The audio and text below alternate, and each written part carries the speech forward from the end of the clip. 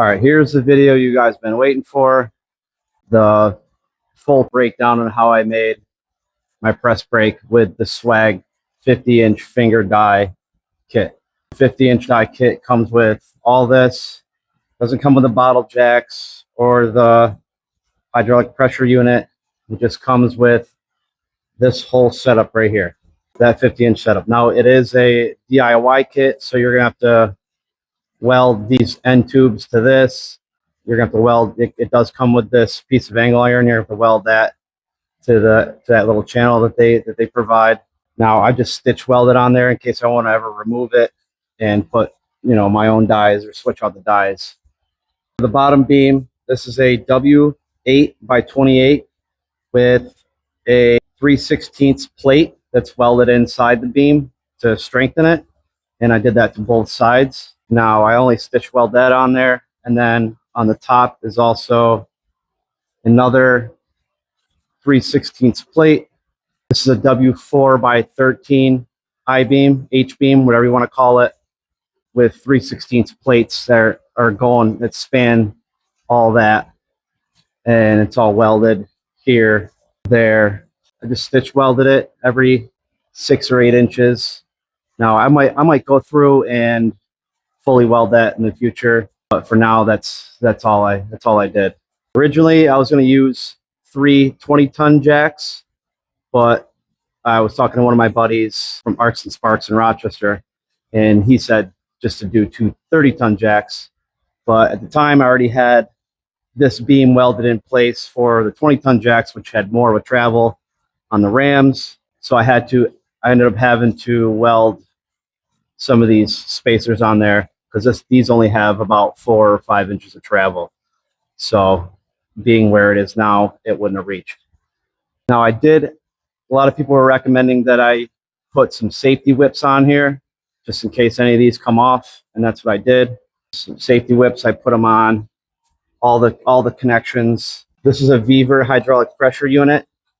It is a GYB 700A, and this does up to 10,000 PSI, which is plenty enough to control this whole thing.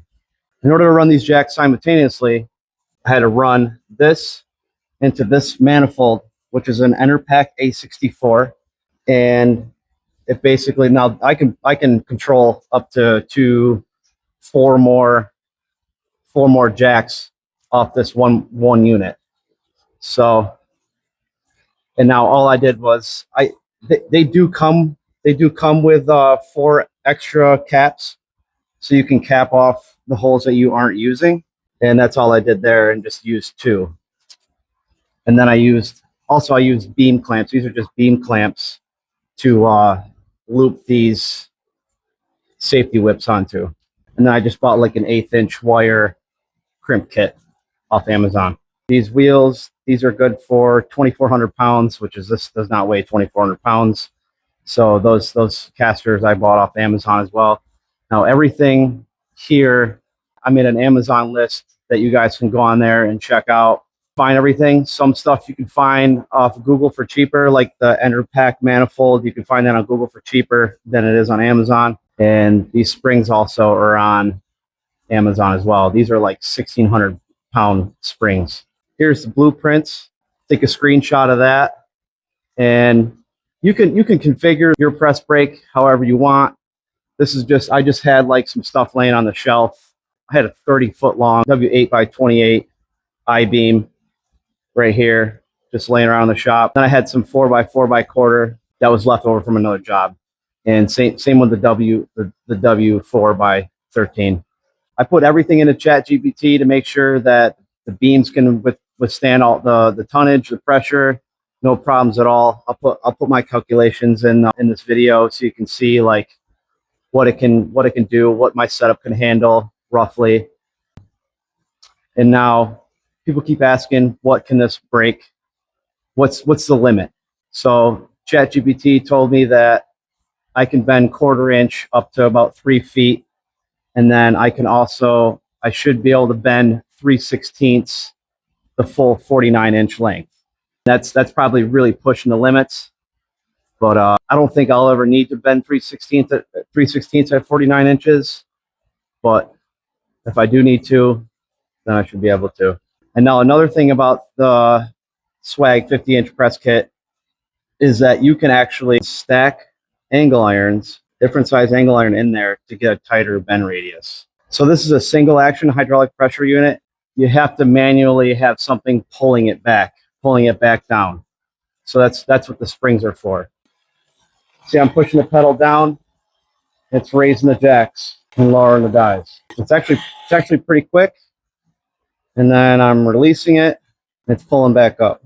Now the rams are settling. So this is a 12 gauge piece, roughly 19 inches. Now it is recommended that you do center it as best as possible. Let's see how good this piece folds here. Didn't have it very square, but you get the gist. Now release it. That folded it pretty easy. You could barely hear the unit struggling at all. Barely any deep rash. Obviously, you can see the marks from the die. Looks pretty good.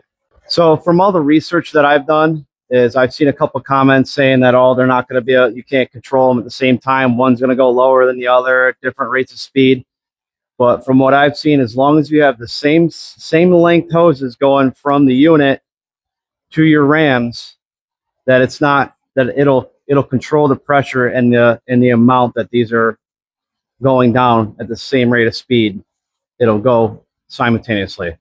So as long as you're not using a 5-foot hose on this side and a 6-foot hose on this side, you should be totally fine. Now you can also I had a hard time finding a 10,000 PSI rated flow divider.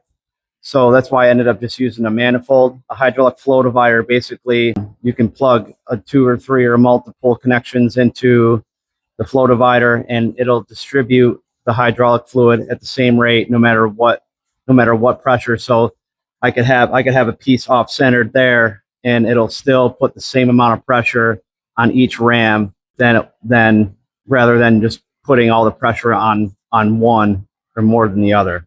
And I also welded 2 pieces of angle iron to go across the bottom just to hold that. And when I'm done using the pedal, I actually just stick it right in here. So nice little spot for that. I love the electric hydraulic pressure unit because you don't have to have your air line hooked up to it. The air compressor doesn't have to run all the time, and it's just super convenient. In total, this build was about $3,500. That includes material, the rams, the kit, the hydraulic pressure unit, all the hoses and whatnot. If you have any questions about this build, let me know. I appreciate you watching.